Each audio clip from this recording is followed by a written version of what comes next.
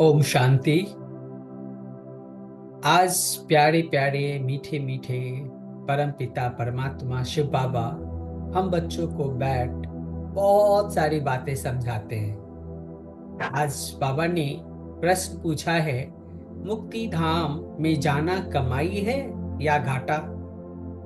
बाबा उत्तर देते हैं, भक्तों के लिए यह भी कमाई है, क्योंकि आधा कल्प में शांति शांति मांगते आए हैं। बहुत मेहनत के बाद भी शांति नहीं मिली।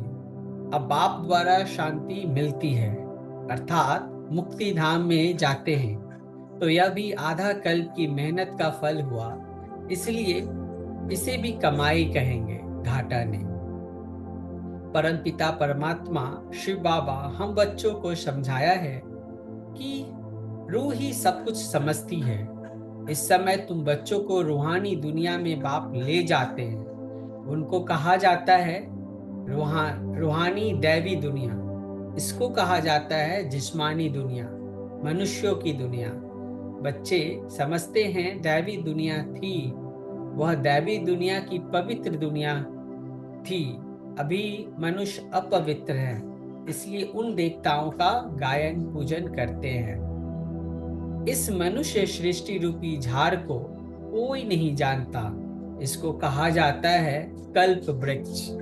इसका बस गीता में ही वर्णन है। सब जानते हैं गीता ही नंबर 1 धर्म का शास्त्र है। शास्त्र भी नंबर 1 तो होते हैं ना। कैसे नंबरवार धर्मों की स्थापना होती है। आदि सनातन देवी देवता धर्म का फाउंडेशन है नहीं। यह भी गायन है। एक आदि सनातन देवी देवता धर्म की स्थापना करते हैं, बाकी और सब धर्म की विनाश हो जाते हैं। यह अनादि ड्रामा बना हुआ है, फिर भी ऐसा ही होगा। फिर जो जो धर्म स्थापन होंगे उनका अपना शास्त्र होगा।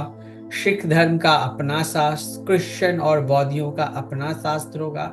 यह नॉलेज बाप ही आकर सुनाते हैं। भक्ति को अविनाशी ज्ञान रत्न नहीं कहेंगे। भक्ति में मनुष्य जो कुछ पढ़ते हैं उनसे घाटा ही होता है, रत्न नहीं बनते। ज्ञान रत्नों का सागर एक बाप को ही कहा जाता है। बाकी यह है भक्ति, उसमें कोई भी एम ऑब्जेक्ट है नहीं, कमाई है नहीं। कमाई के लिए तो स्कूल में पढ़ते हैं, फिर भक्ति करने के लिए गुरु के पास जाते हैं। कोई जवानी में गुरु करते, कोई बुढ़ापे में गुरु करते हैं, कोई छोटेपन में ही सन्यासी ले लेते हैं। कुंभ के मेले में कितने ढेर आते हैं। सतयुग में तो यह सब कुछ नहीं होगा। रचता और रचना के आदि मध्य अंत की ज्ञान सिर्फ बाप ही बैठ बच्चों को समझाते हैं। ईश्वर सर्वव्यापी कह दिया है, ज्ञान का पता नहीं है। बाप आकर अज्ञान नींद से सुजाग कराते हैं। शांति तो सब मांगते रहते हैं, जाती है चली जाती है। कहते हैं विश्व में शांति हो, परंतु वह कैसे होगी यह किसी को भी पता नहीं है। शांति धाम सुख धाम अलग होते हैं, यह भी नहीं जानते हैं। हम इस कर्म क्षेत्र पर कर्म को पाठ बजाने आए हैं। कहाँ से आए हैं? ब्रह्मलोक से, निराकारी दुनिया से आए हैं, इस साकारी दुनिया में पाठ बजाने। हम आत्मा दूसरी जगह के रहने वाली है।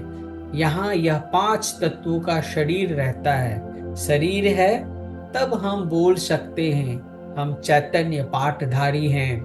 देवताएं सब सच बोलने वाले होते हैं। सच सिखाने वाला है बाप। उनकी महिमा देखो कितनी है। शिव बाबा की महिमा करते हैं। बड़ी झाड़ के आदि मध्य अंत को जानते हैं। सच बाप सुनाते हैं तो तुम बच्चे सच्चे सच्चे बन जाते हो। सचखंड भी बन जाता है। भारत सचखंड था। भक्ति मार्ग में साक्षात्कार होता है। साक्षात्कार नहीं होता तो इतने मंदिर आदि कैसे बनते, पूजा क्यों होती। साक्षात्कार करते हैं, फील करते हैं, यह चैतन्य थे। पाप समझाते हैं भक्ति मार्ग में जो कुछ मंदिर आदि बनते हैं वह सब रिपीट होगा, चक्र फिरता ही रहता है। ज्ञान और भक्ति का खेल बना हुआ है। हमेशा कहते हैं ज्ञान भक्ति वैराग्य, परंतु डिटेल कुछ नहीं जानते। बाप बैठ समझाते हैं ज्ञान है दिन, भक्ति है रात, वैराग्य है रात का, फिर दिन होता है। भक्ति में है दुख, इसलिए उसका वैराग्य। सुख का तो वैराग्य नहीं कहेंगे। सन्यासी आदि भी दुख के कारण लेते हैं, समझते हैं पवित्रता में सुख है, इसलिए स्त्री को त्याग चले जाते हैं।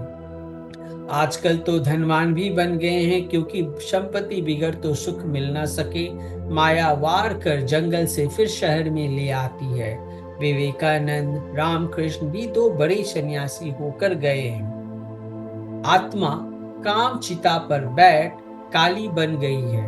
बाप कहते हैं फिर हम आकर सांवरे से गोरे बनाते हैं। यह ज्ञान की सारी बात है, बाकी पानी आदि की बात नहीं। सब काम चिता पर बैठ पतित बन पड़े हैं, इसलिए राखी बंधवाई जाती है कि पावन बनने की प्रतिज्ञा करो।